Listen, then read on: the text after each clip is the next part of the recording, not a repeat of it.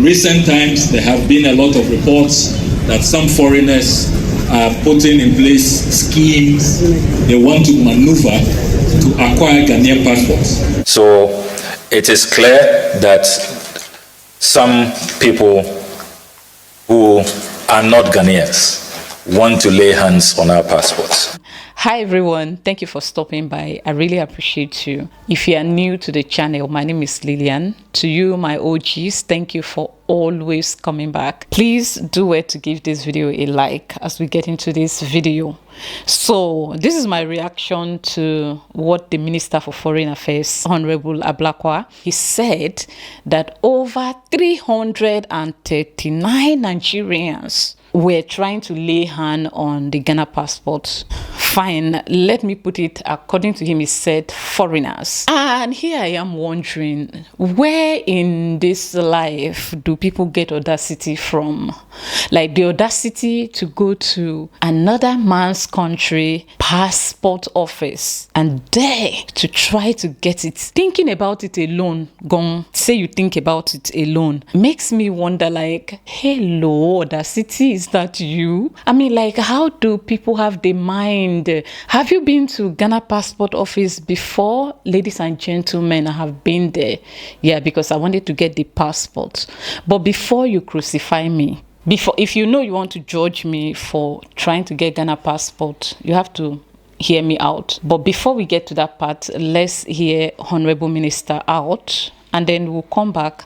I will share my experience at the Ghana passport office as a non-Ghanaian. Then you will know when I say people get audacity. Let's get into the minister's video. We have rounded up 375 people who we believe are not Ghanaians. And what surprises us is that even though during the vetting by our officers, it was clear that they are not Ghanaians, they had managed to secure Ghana passports bearing Ghanaian names that clearly do not belong to them. And I want the passport director to bring evidence of those confiscated Ghana cards.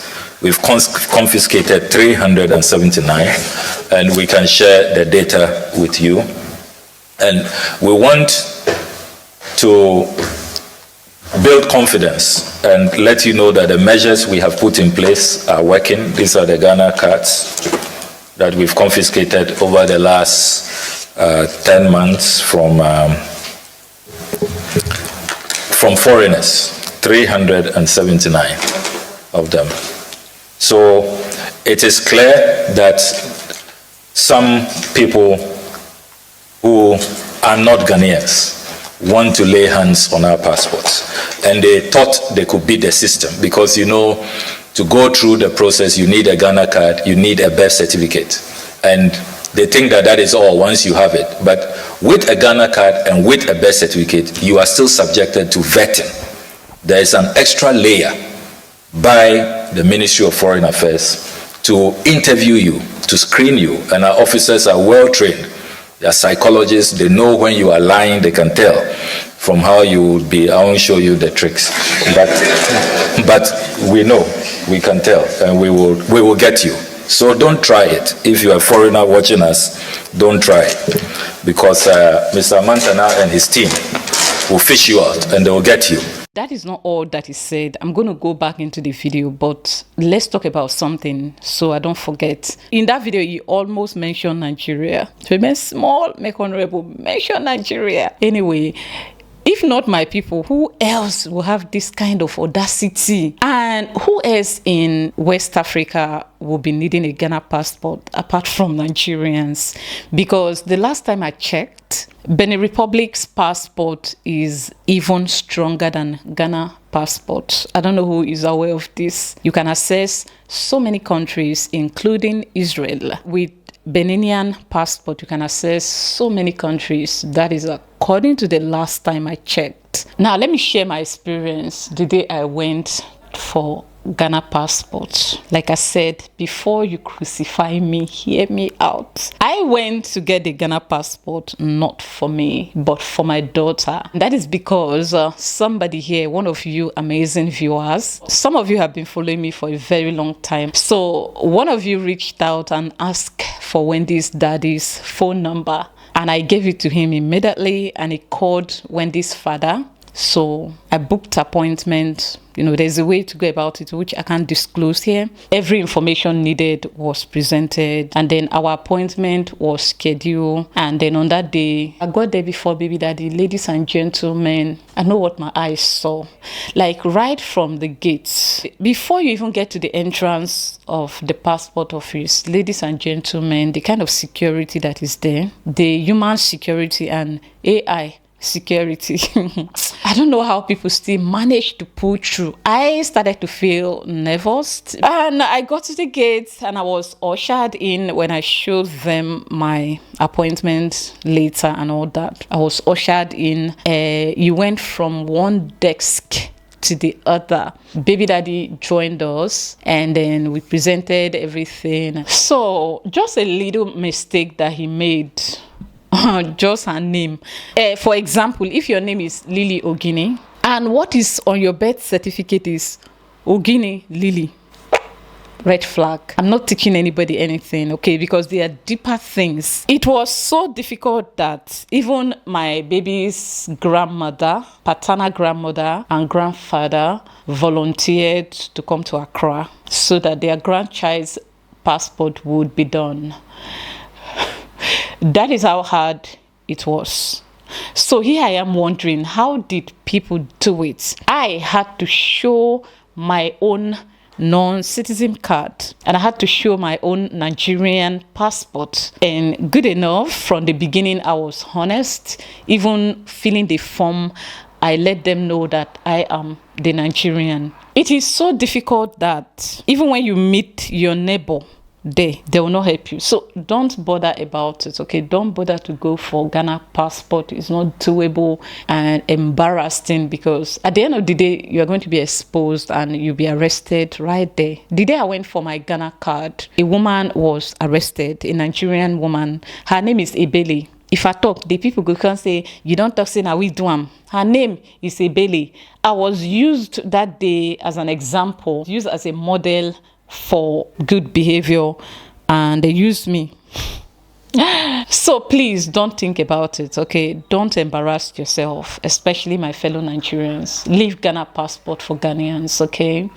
Now I know that the rate of intermarriage is going to increase, because if my people don't succeed that way, they're going to use marriage, especially the women. You see Ghana women. Today, as we make history, we are sending a very clear statement that development must be inclusive. Development must not be centered only in certain areas of our country, but government services must be made available to all parts of Ghana so that all of us can feel a part of our national progress and our national transformation. So we are very, very delighted that today we are all part of this history-making process. The government of His Excellency John Dramani Mahama believes that development must transcend the South. Every part of our country must witness, experience, and feel the development, the reset agenda which His Excellency the President promised the people of Ghana during the 2024 electioneering campaign. What also excites us about today's ceremony is that it is a testament of teamwork. There is total community ownership. The Alalgobe Association came together, mobilized resources to assist with the renovation of this facility. The Ghana Commercial Bank also gladly handed over their property and made it available for renovation. They did not put any hindrance, any impediment in the renovation of this facility.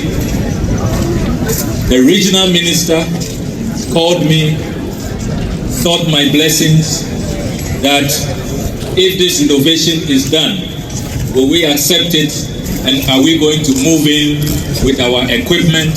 Will we accredit the facility as a passport application center? I said, why not? By the end of December, the end of this year, 2025, there must be no region in Ghana without a passport application center. And I have already informed the Parliament of the Republic of Ghana, and I know the Assurances Committee, which I used to chair, is monitoring, and I know that they will be expecting me to meet this target. Whatever is happening here, we can see it in our offices all over the country, and once you are blacklisted here, that is it, you are blacklisted in the entire Republic of Ghana. So I want to give full assurances to our revered chiefs and the people of Ghana, those who are concerned. In recent times, there have been a lot of reports that some foreigners are putting in place schemes they want to maneuver to acquire Ghanaian passports. I want them to know we are ahead of them, and we have retrained all our passport application officers, and there is no way, with our improved vetting, our improved technology, the use of AI, there is absolutely no way that we are going to allow the Ghanaian passport to be easily obtained by any foreigner. We believe that we have blocked all channels, and so it will be an impossible illegal effort to attempt to acquire a Ghanaian passport when you are not entitled, when you are not a Ghanaian. So have those full assurances from us. We are one step ahead of them, and they cannot beat the security protocols that we have put in place. I also want to speak to a number of passport reforms that we are implementing. Now, for the first time in the history of Ghana, when you apply for a passport, you no longer have to go back to the passport application center to form queues to receive your passport. We have now introduced courier service where your passport will be delivered to you. Well, Honorable, this is a good move, but my concern now is that we are going to be witnessing, there are going to be increase of intermarriages between Nigerians and Ghanaians, especially. We are going to be witnessing our men marrying a lot of the Ghanaian women for that same reason, except, of course, if I were you, Honorable Minister, sir, I wish that the government of Ghana will amend that constitution.